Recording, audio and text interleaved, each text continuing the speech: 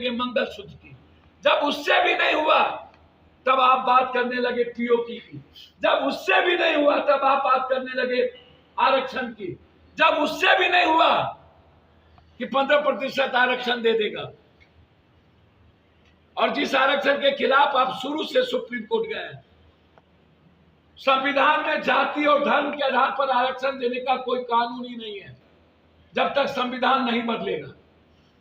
आप कितना दिग्भ्रमित किए, क्योंकि आपके पास 2024 में जनता के लिए कोई नीति नहीं थी। आप आगे क्या करेंगे उसके लिए कुछ नहीं था। आपके पास कोई एजेंडा नहीं था। आपको बताने के लिए 10 साल में आपने क्या किया ये नहीं था, सिवाय हिंदू मुसलमान। और इतना ही नहीं मोदी जी, आपने तो तब अति कर दी जब आपने जेल भेजने और कह दिया मुंह खोलेगा तो 7 पुश्त औकात पे आ जाएगा। और निर्वर्तमान आप प्रधानमंत्री हैं, आप कैसे मीटिंग बुला रहे हैं भाई? और आप क्या दिखाना चाह रहे हैं? 100 दिन का एजेंडा। 10 साल में आप 100 दिन का एजेंडा नहीं दिखा पाए।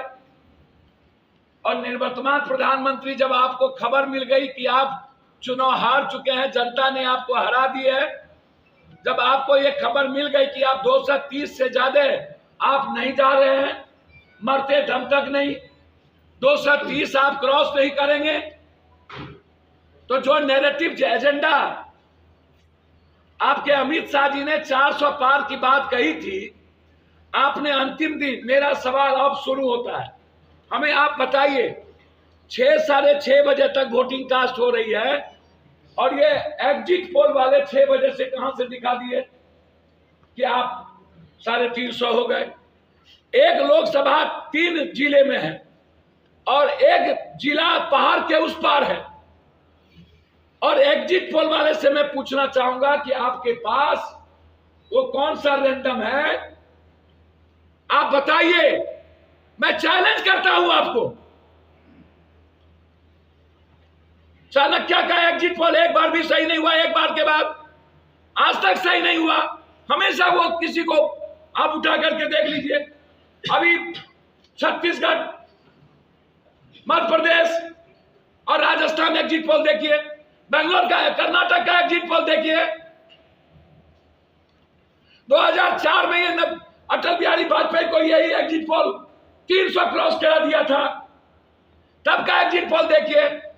अरे नरेंद्र मोदी जी, जब आपका नैरेटिव था देश में 2019 में, मोदी नहीं तो कौन, पुलवामा, यूथ का भरोसा था, महिलाओं की भरोसा थी, आप नैरेटिव सेट कर लिए थे, तब आप 303 नहीं आए।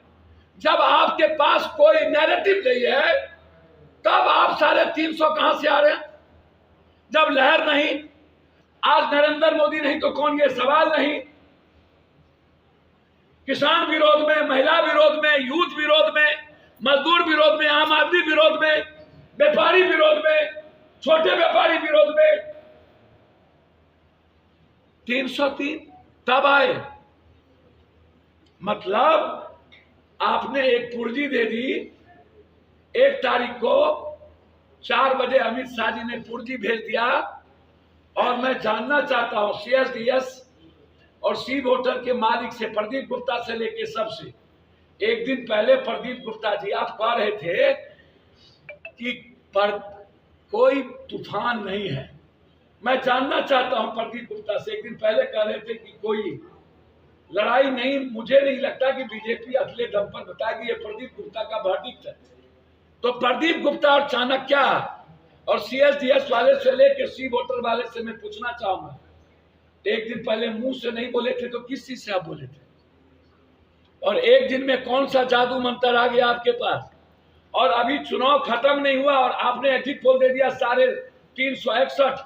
361 से लेकर 371 के बीच में 3 ठो दिया, 361-62 और 3 ठो दिया 371। बस चाणक्य 1 ठो भैया, 1 ठो चाणक्य। वो तो चाणक्य का मतलब है गांजा पी करके मेंटल केस होना। तो गांजा पी लिया होगा, गांजा पी लिया ये लोग, तब ना 500 सीट है, उत्तराखंड में 6 जिता रहा है। 10 सीट है, 12 सीट है, और कह रहा है 11 जीत सकते हैं, 3 बढ़ सकते हैं। और 2% यदि वोट स्विंग किया बीजेपी का तो डबल डिजिट, और कांग्रेस का 2% वोट स्विंग किया तो नीचे। वाह रे वाह। और उत्तर प्रदेश में अगले बार मायावती लाई 14%, और इस बार भी कह दिया सब 14%। अगले बार मुसलमान का वोट कटा था और ST SC साथ में नहीं थे, और इस बार ST SC कांग्रेस के साथ संविधान बिछाने के लिए टोटल चला गया। मायावती को 6% वोट नहीं मिला होगा, 4%, और OBC का वोट चला गया अखिलेश और राहुल गांधी के साथ। तो मेरा स्विंग किया और हमको लेके चला आया, अपने चला गया 72। अगले बार जब इतना तूफान था तब इसको आया 62, और इस बार चला गया 72।